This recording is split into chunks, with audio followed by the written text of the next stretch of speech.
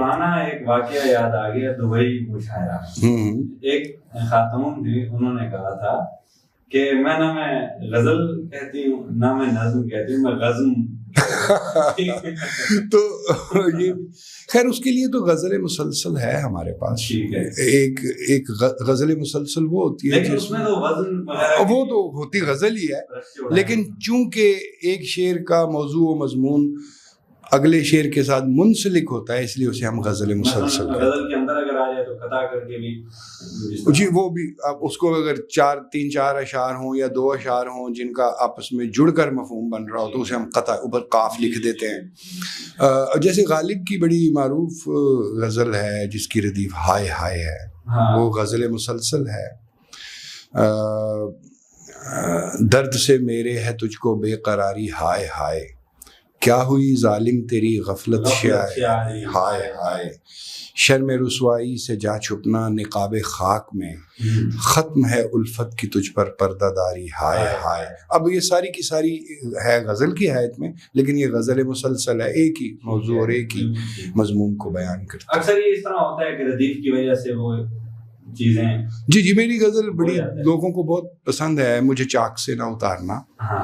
اب وہ غزل مسلسل ہے, وہ ایک ہی موضوع کو لے کر ایک سے ایک چیز جڑی ہوئی ہے اور اگلی چیز ہے. اچھا اس کو ہم نظم کی ذیل میں بھی کہیں رکھ سکتے ہیں؟ نہیں, وہ اس کو ہم غزل مسلسل ہی کہیں گے. جب ایک الگ اصطلاح موجود ہے اور ایک الگ صنف موجود ہے تو اسے غزل مسلسل کہتے ہیں.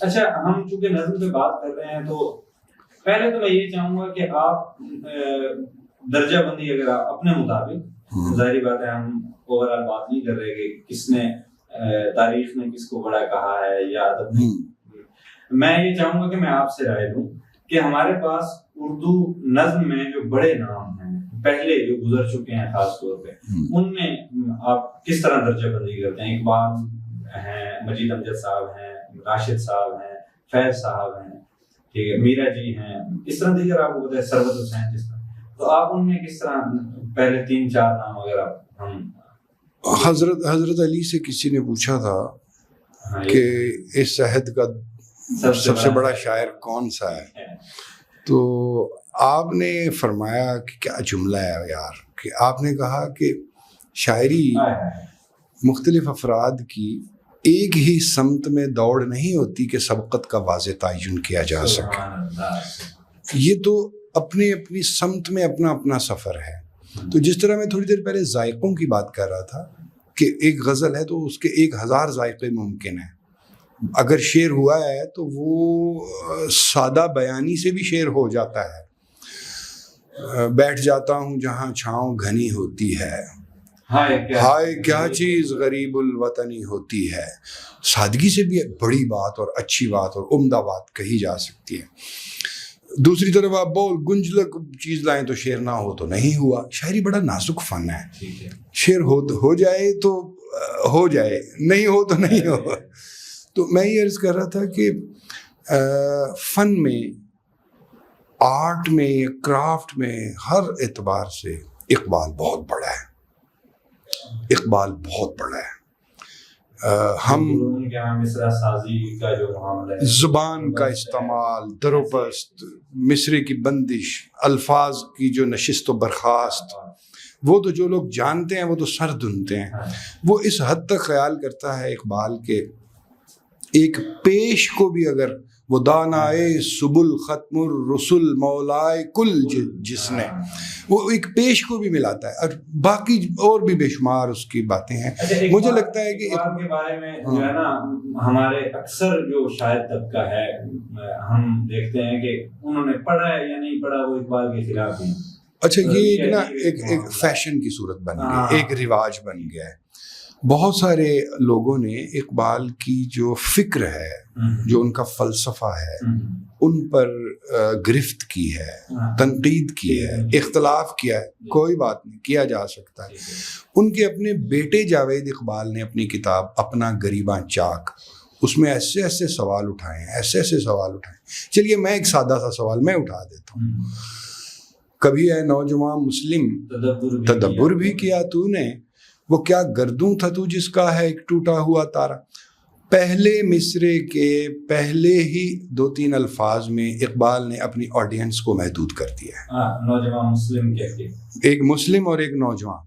تو اس کا جب خطاب ہی اچھا کچھ نظمیں ایسی ہیں خطاب ب نوجوانان مسلم، اس طرح نظموں کو عنوان ہی اس طرح ہے.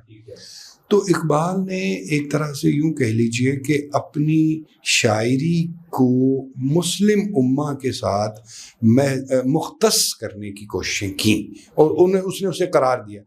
کوئی اسے اس کی محدودیت تصور کرے، کوئی اسے اس کی اسپیشلائزیشن، کوئی اس کی ترجیح بھی ہو، کوئی ایسی بات نہیں. ان کی فکر سے اختلاف کریں، لیکن اقبال کی ایستھیٹکس، اقبال کی لنگوسٹکس، اقبال کی جو پوئٹک ایکسپریشن کی جو رفت ہے، بلندی ہے، اس کو کوئی نہیں پہنچ سکتا. ہم دیکھیں تو اقبال نظم میں ہی دیکھیے اقبال نظم میں بھی بہت بڑا ہے، اقبال غزل میں بھی بہت بڑا ہے. اچھا، اقبال نے غزل کا ایک ایسا لہجہ، ایک ایسا اسلوب دیا جو صرف اور صرف اقبال سے مخصوص ہو کر رہ گیا.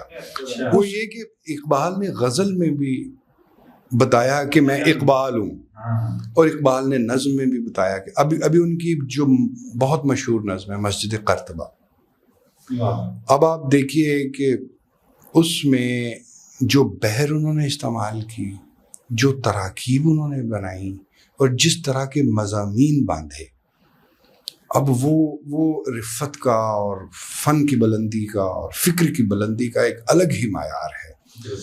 میں اقبال کو نہایت اہم شاعر مانتا ہوں. عظیم کا لفظ جس شاعر کے ساتھ آ سکتا ہے، عظیم کا لفظ آج کل نا بڑے غیر محتاط انداز میں بھی لوگ استعمال کرتے ہیں. تو میر، غالب، اقبال، اچھا نون میم راشد عظیم نظم گو، ان کے ساتھ عظیم کا لفظ جچتا ہے. مجید امجد عظیم نظم گو، جچتا ہے لفظ. ہر شاعر، مجھ سے اگر آپ پوچھیں تو شاعری کے ایک خاص رنگ اور ایک خاص اسلوب میں فیض احمد فیض کے لیے بھی عظیم کا لفظ استعمال کرنا مناسب سمجھوں گا. تو عظیم شاعر ہونا جو زمان و مکان کی حدیں پار کر جائے، جو 4-6 نسلیں 50-100 سال کا عرصہ عبور کر جائے اور متعلق رہے، غالب عظیم شاعر ہے. چلو اقبال اور مجید امجد آپ نے بھی ڈسکس کیا، یہ 2 بڑے نام ہیں. تو ان دونوں میں استعاراتی نظام کے حوالے سے آپ کس کو ایک بڑا نام سمجھتے ہیں دونوں میں سے؟ دونوں کے استعاراتی نظام مختلف ہیں. نظم اقبال نے تو پابند نظم لکھی، ٹھیک ہے.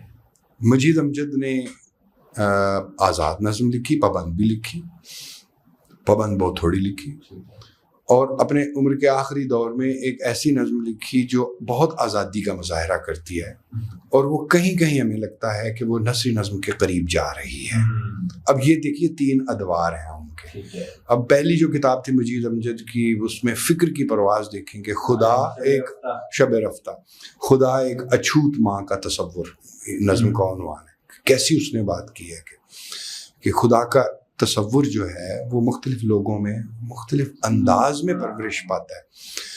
اچھا اقبال جو ہے وہ فلسفے، فکر اور مسلم نشاط ثانیہ اور مسلم امہ، اس کے فکر کے بنیادی زاویے یہی رہے، چاہے وہ جاوید نام فارسی شاعری ہو، چاہے وہ اردو شاعری ہو.